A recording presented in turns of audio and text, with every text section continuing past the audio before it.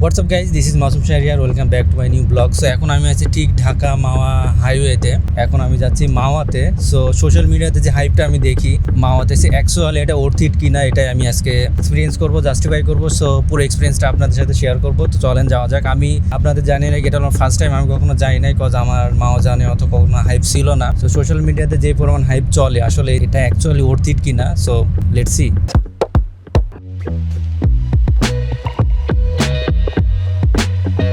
ওকে, so চলে আসছি মাওয়াতে and আশেপাশে দেখতে পাচ্ছেন অনেক রেস্টুরেন্ট আছে। সো আমি একদম আসছি একদম নদীর সাইডে। আমরা আসছি ঠিক একদম দুপুরবেলায় আসলে। তো আশেপাশে মানুষজন অনেক কম আর প্রচুর কড়া একটা ফাটায় রোদ পড়তেছে।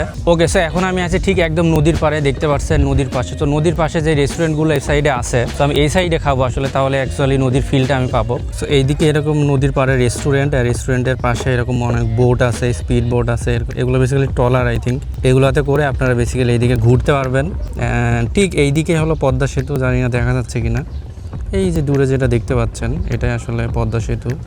ওই যে আমরা দূরে দেখতে পাচ্ছি। তো যেহেতু মাওয়াতে আসছি, আগে অবশ্যই ইলিশ খাবো, তারপর অন্যান্য এক্সপিরিয়েন্স। সো লেটস গো, কোনো একটা দোকানে যাওয়া যাক। আচ্ছা, সো ফাইনালি ইলিশ অ্যান্ড 2টা চিংড়ি নিলাম আমরা। এটার দাম পড়লো 1100 টাকা। মামার সাথে অনেক দামাদামি করে আসলে মাছটা নিচ্ছে। আমাদের কাছে মাছটা ভালোই ফ্রেশ মনে হলো। এখন এই 1100 টাকার মধ্যে মানে টোটাল প্রসেস করে দিবেন না রান্না, মানে তেলটা আমাদের দিতে হবে, বাদ বাকি আপনাদের। লেজ ভর্তা, মাথা এগুলো ভর্তা হবে। আচ্ছা, সো লেজ ভর্তা মামারা করে দেবে, শুধু আমাদের তেলের খরচটা দিতে হবে। ওকে ওকে, সো মাছ নেওয়ার পরে ঠিক এখানে আসলে মাছ কাটা এখানে পরিষ্কার করে দিবে, পরিষ্কার করে এখান থেকে প্রসেস করবে। তো দেখতে পাচ্ছেন মাছ কাটাকাটি চলছে।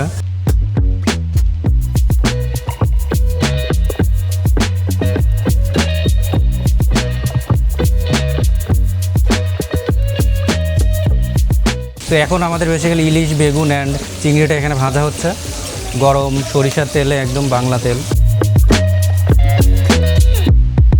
আচ্ছা, সো সকল খাবার নিয়ে রেডি, আমাদের ইলিশ ভাজা এখানে রেডি অ্যান্ড এখানে অনেক মিক্সের ভর্তা দিয়েছে। এখানে আছে আমাদের বেসিক্যালি একটা মানে কি বলে এটা, সালাদ, অনেক মিক্স করে দিচ্ছে অনেক মরিচ টরিচ দিয়ে। অ্যান্ড এটা হলো আমাদের লেজ ভর্তা মাছের, এখানে ডাল, এটা হলো আমাদের বাংলা ভাত সাদা। So let's try. মাওয়াতে আসলে আসলে গরম গরম ইলিশ ভাজা অ্যান্ড সাদা ভাত আর লেজ ভর্তা। প্রথমে আমি ভর্তা দিয়ে ট্রাই করব, লেজ ভর্তা। তো সো প্রথমে একটু লেজ ভর্তা নিলাম, এরপরে আমি সালাদ নিব। সো এটা হলো সালাদ, মিক্স সালাদ, শসা, টমেটো অ্যান্ড এটা কি একটা দিয়েছে, এটা কি, এটা আচারও দিচ্ছে। ওকে, আমি জানি না এটা কেমন লাগবে। সো এটা একটু নিলাম অ্যান্ড দেন স্পেশাল একটা বেগুন ভাজা, সাথে নিব একটা মাছ, এখানে একটা মাথাও নিব।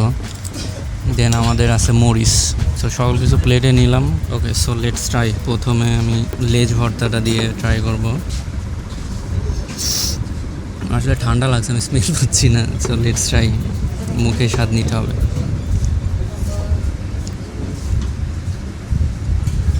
আসলে লেজ ভর্তায় আমি পেঁয়াজ মরিচের টেস্টই বেশি পাচ্ছি লেজের থেকে, ইলিশ মাছের তাই একটু বেশি করে নেই। সো বেশি করে নিয়ে খেলে দেন সোল টেস্ট অ্যান্ড মজাটা পাওয়া যাচ্ছে। সো বেগুন ভাজাটা ট্রাই করি এবার।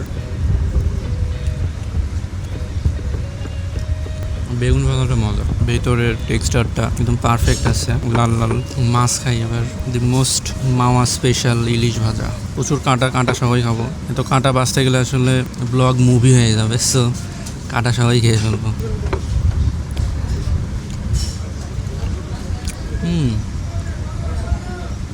ইলিশ মাছের টেস্টটা good. Ilish maach is great, যথেষ্ট মজা আছে ওর। একটু সালাদ নেই, সালাদের টেস্টটা কেমন।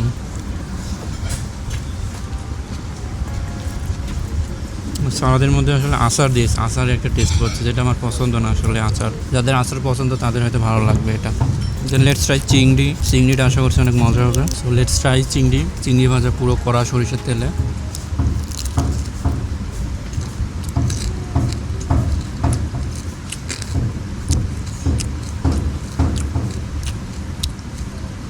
It's good.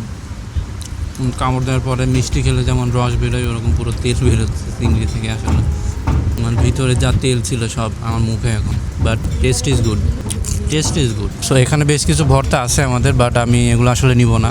আমি মাওয়াতে ইলিশ খেতে আসছি। সো ইলিশ, বেগুন ভাজা, ভর্তা যেগুলো খাচ্ছি এগুলোই ট্রাই করবো। সো ওভারঅল আমার প্লেটে যা দেখলেন সকল কিছু মিলাই আমার খাবার পড়তে মজা লাগছে সব। সো মরিচ দিয়েছে, এটা আসলে যারা ঝাল খান বেশি তারা ঝালটা খাওয়ার জন্য মরিচ খেতে পারেন। দেন এখানে আমাদের মাথা ভাজা আছে, এটা পুরোই খেতে হবে আসলে।